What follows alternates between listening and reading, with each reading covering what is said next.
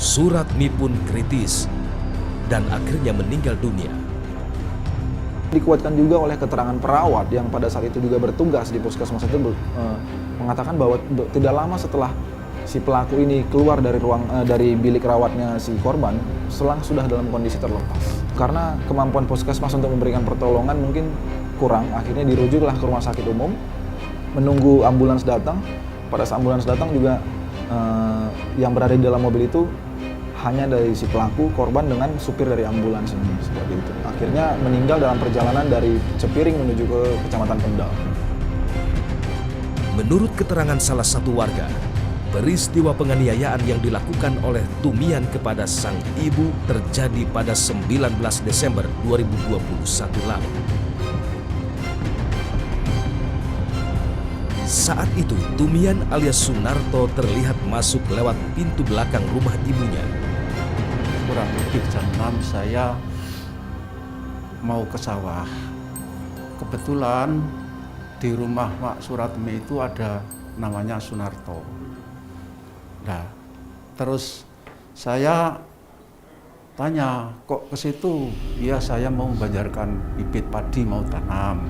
Saya melihat si Sunarto itu pakai kaos lengan pendek warna biru.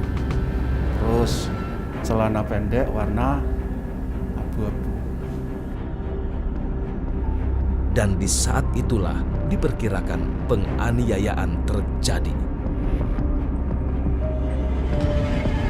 1 jam kemudian, Suratmi pun ditemukan dalam kondisi kritis dengan 3 luka bacok di kepala. Bercak darah awalnya di sini. Ya, di sini. Kemudian kita telusuri masuk ke dalam.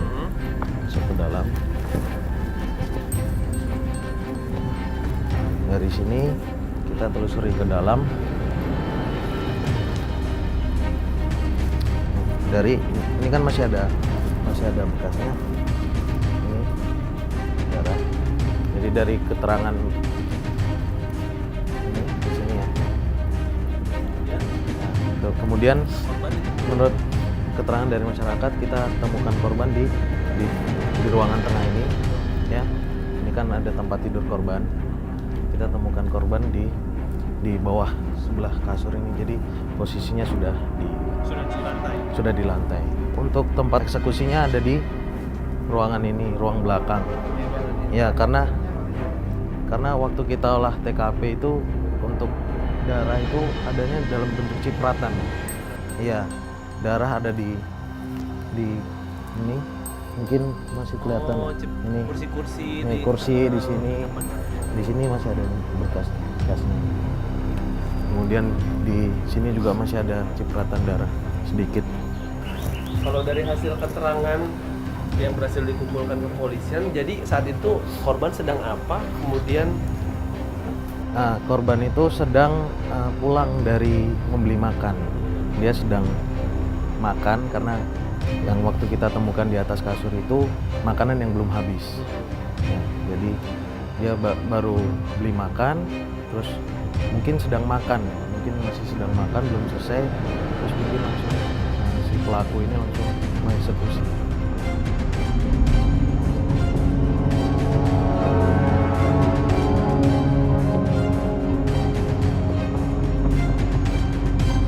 Kini, polisi telah menetapkan Tumian alias Sunarto sebagai tersangka. Rupanya soal warisan yang menyebabkan Tumian tega menghabisi ibu kandungnya sendiri. Ini permasalahan warisan, yang tanah yang sudah dijual oleh pelaku, kemudian digunakan dengan pelaku dan istrinya, sehingga dari 118 juta kurang lebih tinggal 10 juta. Nah, kemudian ditagih-tagih ibunya, nah mungkin kalap dan akhirnya dia membabi buta membunuh ibunya di pagi hari kurang lebih pukul 6 sampai dengan 6.30 pagi. Tim menyingkap tabir sempat bertemu dan mewawancarai Tumian alias Sunarto di Mapolres Kendal. Kepada kami, Tumian tak mengakui kalau dirinya telah menghabisi nyawa ibunya.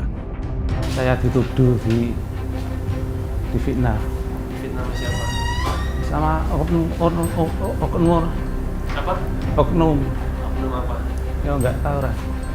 Oknum siapa? Jadi nggak kalau tahu. menurut Mas ceritanya gimana? Siapa yang membunuh? Saya nggak tahu. Saya kan mau ke rumah ibu saya. Terus ibu saya ki sudah dianiaya orang. Barang buktinya ada sabit emas di situ. Nggak benar itu.